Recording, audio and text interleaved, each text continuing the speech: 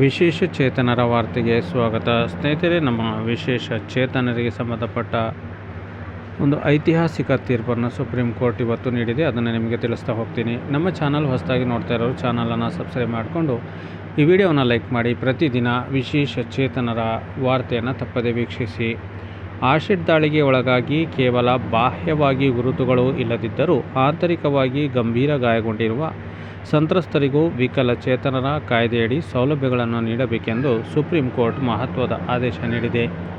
ಈ ಹಿಂದೆ ಆಸಿಡ್ ದಾಳಿಯಿಂದ ಮುಖ ಅಥವಾ ದೇಹ ವಿರೂಪಗೊಂಡವರಿಗೆ ಮಾತ್ರ ವಿಕಲಚೇತನ ಅಂದರೆ ಡಿಸಬಿಲಿಟಿ ಮಾನ್ಯತೆ ಸಿಗ್ತಾ ಇತ್ತು. ಆದರೆ ಈಗ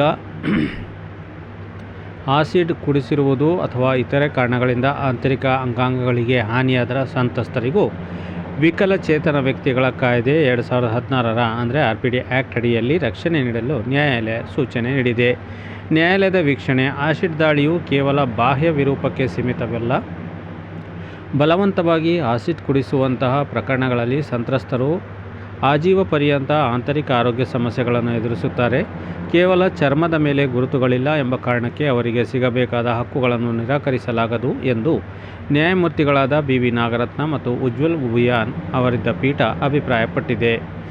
ಸೌಲಭ್ಯಗಳು: ಈ ಆದೇಶದಿಂದಾಗಿ ಆಂತರಿಕ ಗಾಯಗೊಂಡ ಸಂತ್ರಸ್ತರಿಗೂ ಸರ್ಕಾರಿ ಉದ್ಯೋಗಗಳಲ್ಲಿ ಮೀಸಲಾತಿ, ಉಚಿತ ಶಿಕ್ಷಣ ಮತ್ತು ಮಾಸಿಕ ಭತ್ಯೆಯಂಥ ವಿಕಲಚೇತನರಿಗೆ ಸಿಗುವ ಎಲ್ಲ ಸೌಲಭ್ಯಗಳು ಸಿಗಲಿವೆ.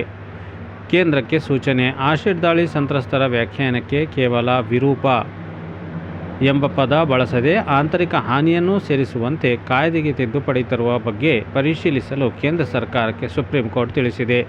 ಆಸಿಡ್ ದಾಳಿಗೊಳಗಾದ ಸಂತ್ರಸ್ತರಿಗೆ ಸೂಕ್ತ ಪರಿಹಾರ ಮತ್ತು ಪುನರ್ವಸತಿ ಕಲ್ಪಿಸಬೇಕೆಂದು ಕೋರಿ ಸಲ್ಲಿಕೆಯಾಗಿದ್ದ ಸಾರ್ವಜನಿಕ ಹಿತಾಸಕ್ತಿ ಅರ್ಜಿಯ ವಿಚಾರಣೆ ನಡೆಸುವಾಗ ಸುಪ್ರೀಂ ಕೋರ್ಟ್ ಈ ನಿರ್ದೇಶನ ನೀಡಿದೆ.